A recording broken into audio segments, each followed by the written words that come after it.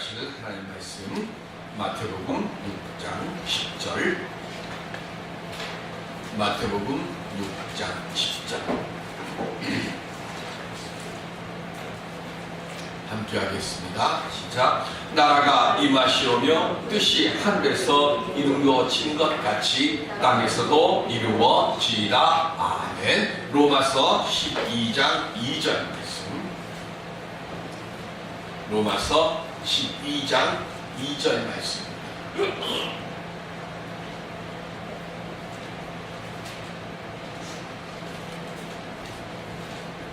너희는 이 세대를 본받지 말고 오직 마음을 새롭게 함으로 변화를 받아 하나님의 선하시고 기뻐하시고 온전하신 뜻이 무엇인지 분별하도록 하라. 아멘.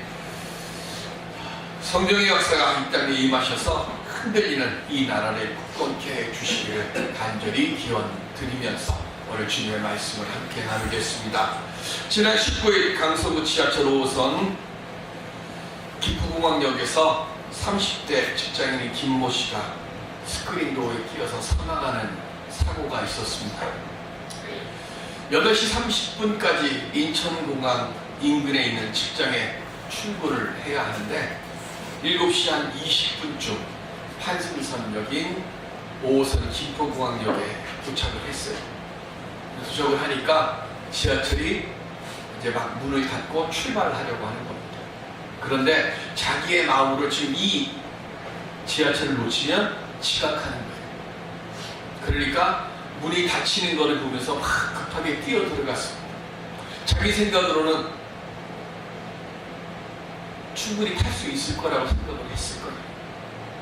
그런데 딱 들어가는 순간 지하철 문도 닫히고 스크린도어라고 해서 안전문이라고 하는 것이 하나 더 있습니다. 지하철을 타보신 분들은 아시겠지만 하도 술 취한 사람들이 떨어지고 그리고 들어오는 전철에 뛰어내려서 자살하는 사람들이 많아져서 그거 방지하기 위해서 지하철마다 스크린도어라고 하는 걸 설치를 해놨어요. 그런데 이 김모 씨가 들어가는 순간 문도 닫히고 스크린도어도 닫히는 거예요. 근데 그 안에 아마 인터폰이 있었던 것 같아요. 그러니까 문 열어달라고 그 인터폰을 향해서 4-5번 이 김모 씨가 외치니까 기관사가 그 이야기를 듣고 27초 동안 문을 열어줬는데 문제는 지하철 문은 열어줬는데 스크린도어는 안 열었던 거예요. 그런데 지하철 안에 이 김모 씨가 들어가야 되는데 꽉 껴갖고 들어갈 수가 없는 거예요. 들어가지 못하니까 어떻게 하면 나가려고 뒤돌아서서 스크린도어를 손으로 막 여는데 이게 끔찍도 안 하는 거예요. 그리고는 문을 열기 30초가 지난 다음에 기관사는 탔을 거라고 생각을 하고 그냥 열차가 출발을 한 겁니다. 27cm 되는 그 발판 안에 있던 이 김모 씨는 출발하는 전철에 뛰어가지고 가다가 7.2m쯤 지난 다음에 안전판 바깥으로 해서 밖으로 튕겨져 나갔습니다. 이 김모 씨가 회사에 늦는다고 전화해야 되니까 내 휴대전화 좀 찾아달라. 그리고는 의식을 잃고 쓰러졌어요. 119로 급하게 병원에 호송돼 갔지만 그게 마지막 말이었습니다. 회사에 늦는다고 연락해야 한다. 이 마지막 말.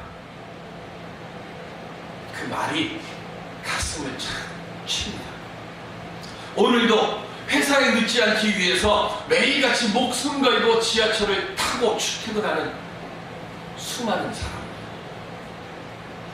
지하철 안에 사람들이 너무 많아서 들어가지도 안전문은 닫혀 있어서 나가지도 못하는 그런 상황과 같은 절박한 모습으로 살아가는 수많은 사람들. 그 사람들이 오늘 예배드리고 있는 우리들의 모습 아닙니까? 내게 주어지는 일을 감당하기 위해서 최선의 모습을 다하고 있지만 상황을 벗어날 수 있는 길을 보이지 않는 것이 오늘 우리의 삶의 모습입니다. 그러다 보니까 시간이 지나면 지날수록 상실감과 무력감은 더해져 가고 있는 게 오늘 우리의 모습 아닙니까? 돈도 능력이다. 돈 없는 니네 부모 원망해라. 참 버르장머리 없는 소리하는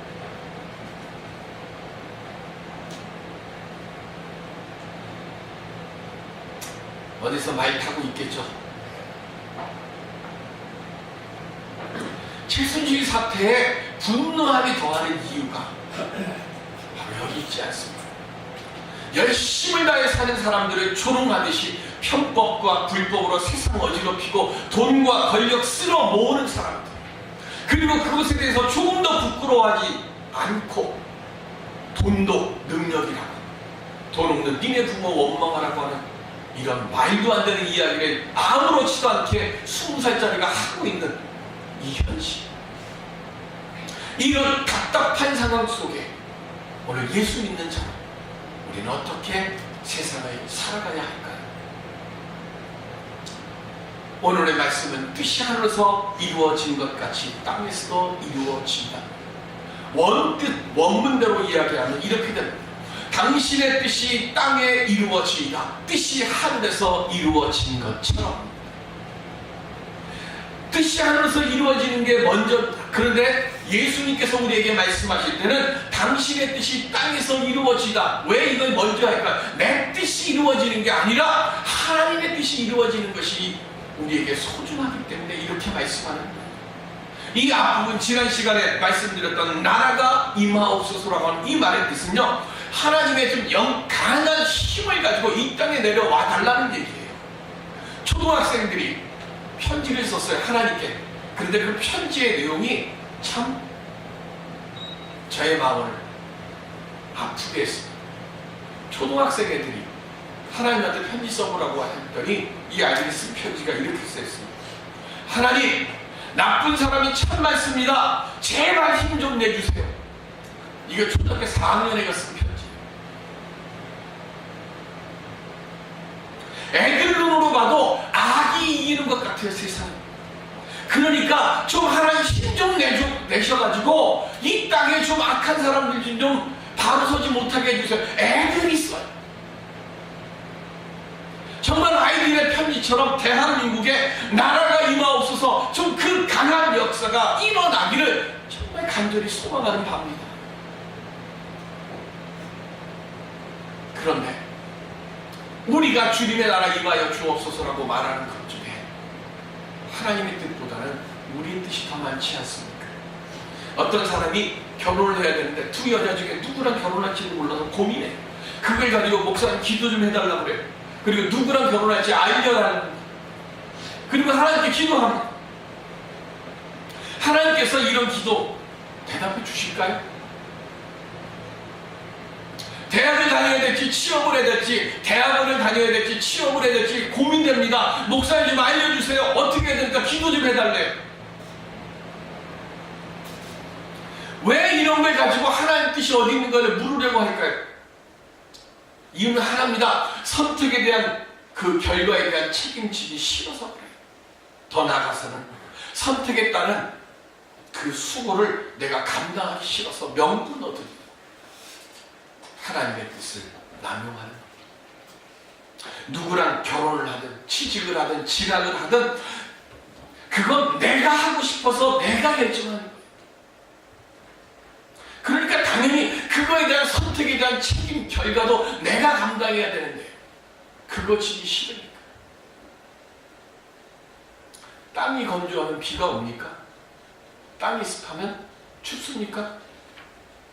하늘에 먹구름이 모여들어야 비가 오는 거고요. 하늘에 찬 기운이 몰려들어야 이 땅이 추운 겁니다. 오늘 춥죠? 전 영원하신 줄 알았는데 보니까 아침에 0도 들어요. 날씨가 쌀쌀합니다.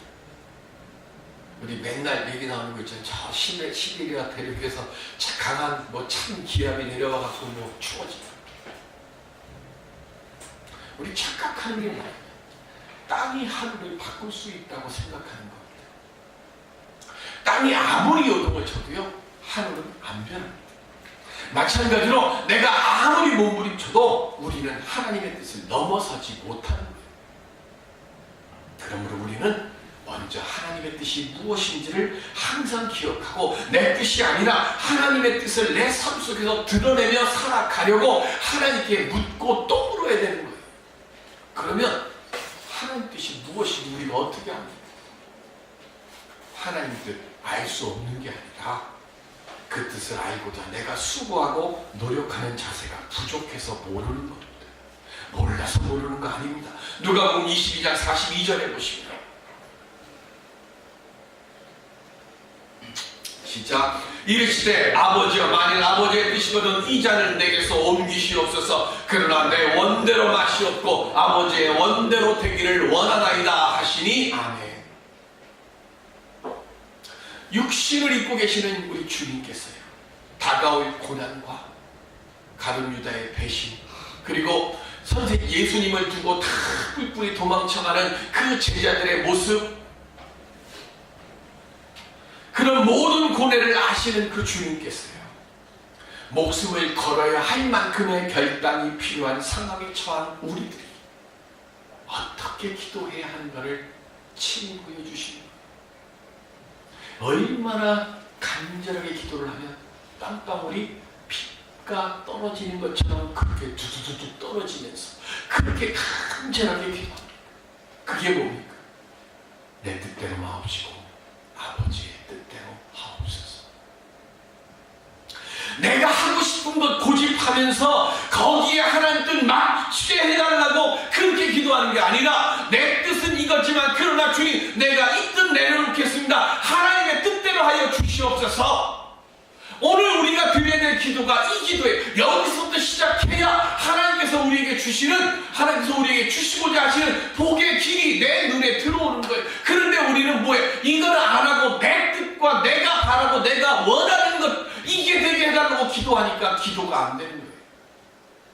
하나님 뜻이 뭡니까? 오늘 우리가 함께 봉독해서 로마서 12장 2절에 이렇게 얘기하잖아요. 하나님의 선하시고 기뻐하시고 온전하신 뜻이 무엇인지 분별하도록 하라 그랬어요. 그런데 여기 조건을 하나 붙였어요. 뭐라고요? 이 시대를 본받지 말고 그랬어요. 시대가 악하다고 그랬어요. 제가 어릴 때만 해도 3, 4대가 함께 사는 가정이 참 많았습니다. 친구 집에 놀러를 가면 제일 먼저 뭐냐, 왕 할아버님한테 가서 인사를, 왕 할머니한테 인사드리는 거예요.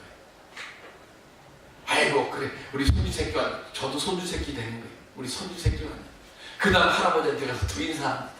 그리고 난 다음에 어머니한테 인사를 해요. 요즘 애들 놀러와도 어른들한테 인사하는 경우 참 드물잖아요. 근데 제가 어릴 때만 해도 가면 의뢰의 왕 할아버지, 왕 할머니한테 가서 인사부터 하는 거예요. 그러면 꼭 할머니들은 이상하죠.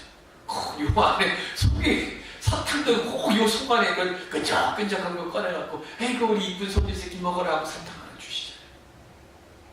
그때 말 한마디 걸음걸이 하나 참 조심했습니다. 막 친구들끼리 싸우다가도 어르신 지나가면 싸우다가 멈춰요. 싸워갖고 막 이렇게 하는 거 씩씩거리면서도 할아버지 지나가고 할머니 지나가고 안녕하세요 인사하고 그 다음에 가실 때까지 기다렸다가 또 너 하고 덤비고 싸웠어요. 그때는 어떤 일을 결정할 때 특별하게 찾아가서 이야기하지 않아도 부모님이 생각하는 뜻에서 크게 어긋나지 않는 결정들을 내렸습니다. 언제부터인지 모르지만 대한민국의 특별 새벽 기도회, 특별 기도회, 특별 집회가 넘쳐나기 시작합니다. 그 왜 그럴까요? 기도 특별하게 해야 되는 겁니까? 예배 특별하게 드려야 됩니까? 하루 안 하니까 특별 좀 붙였으면 그때만이라도 좀 와서 기도 좀 해보라고, 그때만이라도 좀 와서 예배 좀 드려보라고, 그때만이라도 와서 좀 말씀 보라. 그러나 분명한 것은요, 특별 새벽 기도에 안 하는 게 맞습니다. 왜요? 매일이 기도하는 날이잖아요. 교회 안 오셔도 좋습니다. 새벽 기도 때 제발 하루를 시작할 때 집에서 기도하고 시작해 주십시오. 차 시동 걸 때 그냥 듣다가 자기 두세도 정신없다 좀 이러지 마시고 아무리 급해도 30초 시동 거는 시간이 있습니다. 시동 걸기 전에 30초 동안만이라도 하나님, 이 운전대 위에 하나님 함께하여 주시옵시고 오늘 하루 위에 일정 위에 주님이 동행하여 주시옵소서. 이 기도 못합니까?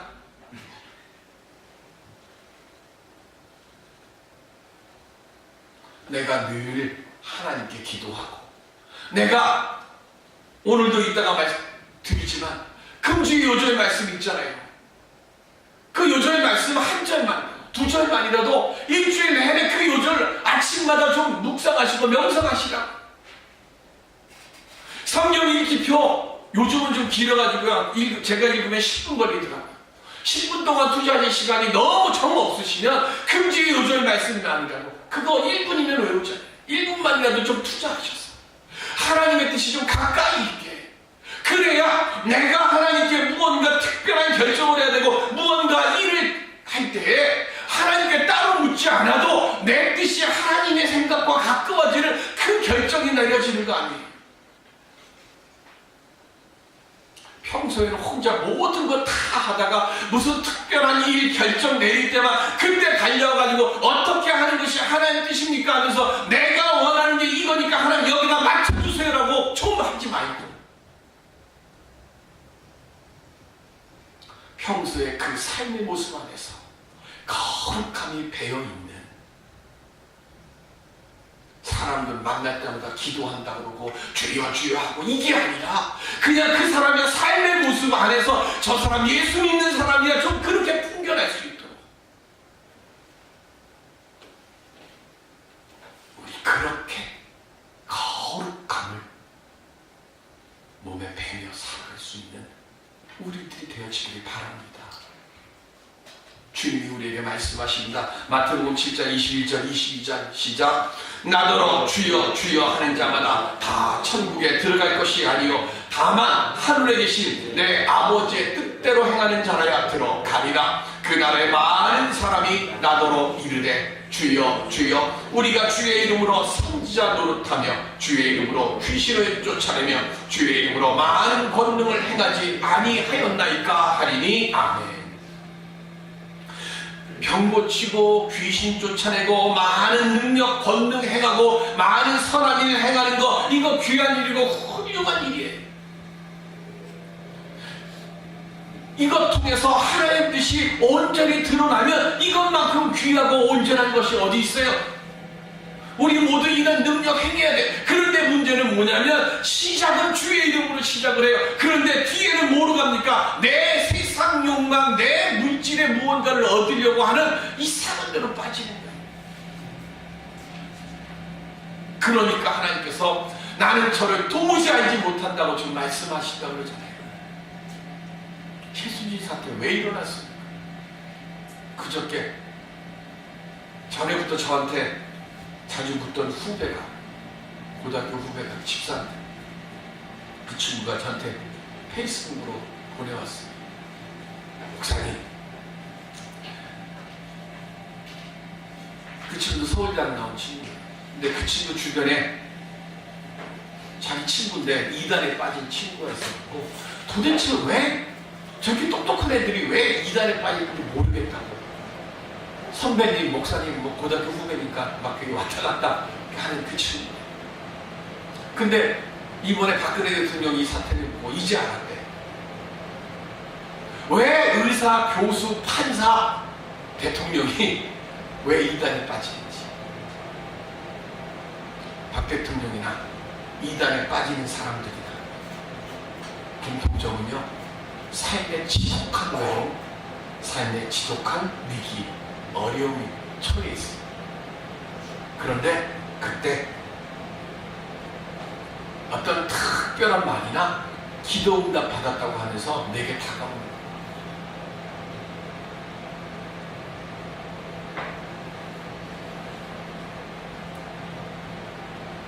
거예요. 이게 사실인지 아닌지 모르지만 김정규가 박정희 대통령을 암살할 것이더라고 박근혜 대통령한테 최태민이가 얘기를 했대요. 근데 진짜 그때 그 말을 안 믿었는데 그 일이 일어나가지고 그때부터 최태민이가 박근혜 대통령한테 신이 된 거예요.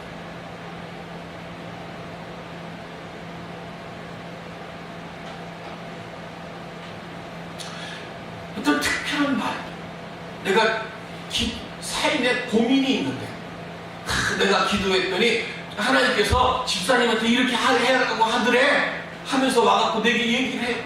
그러면 그 말에 푹 빠지는 거예요. 오죽하면은요,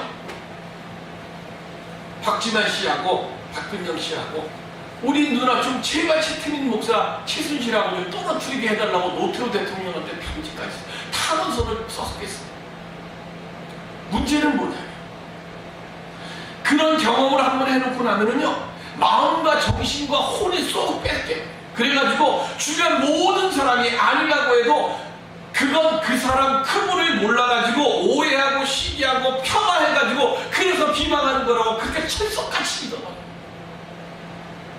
아무리 아니라고 이야기를 해도요, 안 들어요. 그리고 그 사람이 말도 안 되는 것을 요구를 해도 그걸 다 들어줘.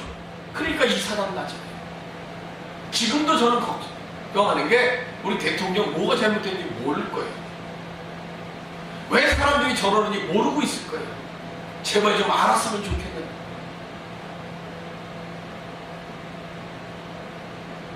사립이 종교가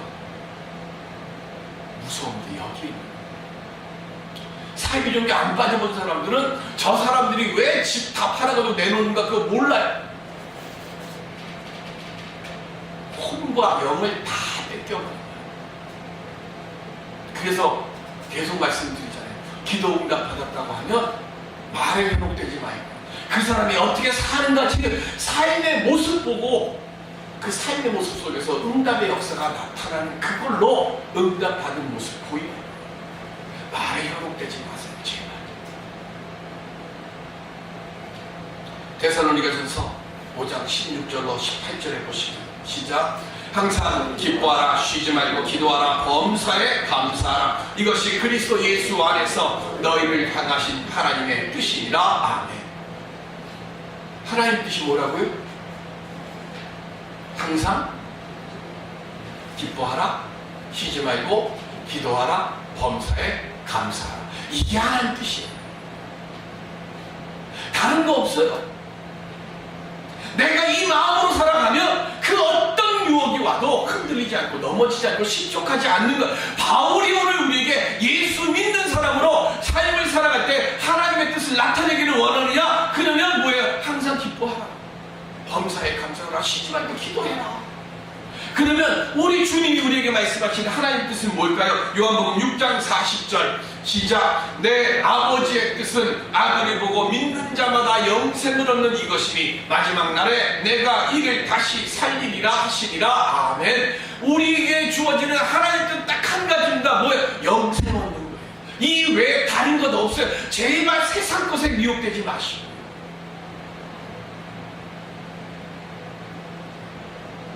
오늘은 499주년을 맞는 종교개혁주일입니다.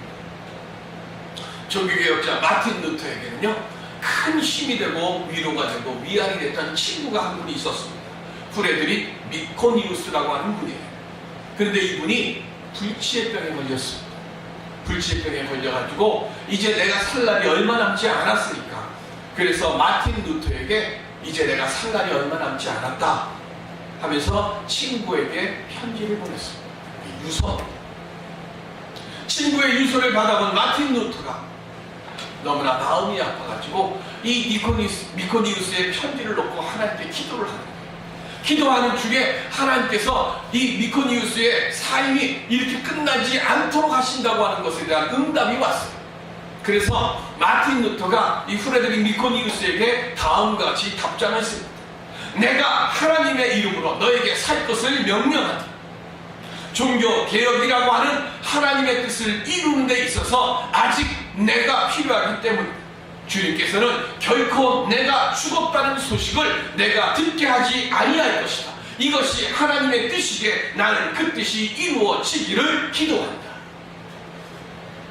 너 복 받아야 되니까, 너 뭐 해야 되니까, 이게 아닙니다. 목숨 걸고 지금 하고 있는 이 종교개혁, 이것은 내 뜻이 아니라 하나님의 뜻인데, 이 하나님의 뜻을 펼쳐가는 데 있어서 너의 도움이 절대적으로 필요하다. 그러니까 너는 죽으면 안 돼. 근데 이 편지를 받은 프레드릭 미코니우스가 편지를 받은 순간부터 몸이 좋아지기 시작합니다. 그리고는 6년 동안 삶을 연장을 하고 마틴 루터의 종교개혁을 도와서 결국은 그 종교개혁의 사명을 완수하게 했다는 겁니다. 말씀이 말씀되게 성도가 성도다운 삶을 살아가며 교회와 나라마다 하나님의 뜻이 온전히 서 있게 되기 위해서 목숨 걸고 수많은 사람들이 목숨을 잃었고 또 많은 이들이 목숨 걸고 행했던 것이 종교개혁입니다. 오늘 이 땅에 다시금 주님의 말씀이 온전히 서야 될 줄로 믿습니다. 어떤 말씀? 아모스 5장 24절에 보시면 시작. 오직 정의를 물같이 공의를 마르지 않는 강같이 흐르게 할지어다. 아멘. 대한민국이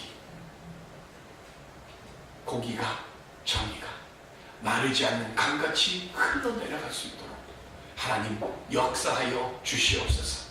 믿는 우리들이 그렇게 기도할 때 하나님께서 우리의 이 간절한 기도를 들어주셔서 이 땅에 정의가 공의가 마르지 않는 강같이 흐르게 해 주실 줄로 믿습니다. 그 은혜의 믿음 가지고 나부터 새롭게 하나님 앞에 온전한 뜻을 쫓아 바르게 서고 하나님의 귀한 역사를 우리의 삶을 통해서 드러내며 그래서 나도 살고 교회도 살고 이 나라도 사는 거룩한 하나님의 뜻을 이루는 우리 모두가 될 수 있기를 주님의 이름으로 축원드립니다. 기도하겠습니다.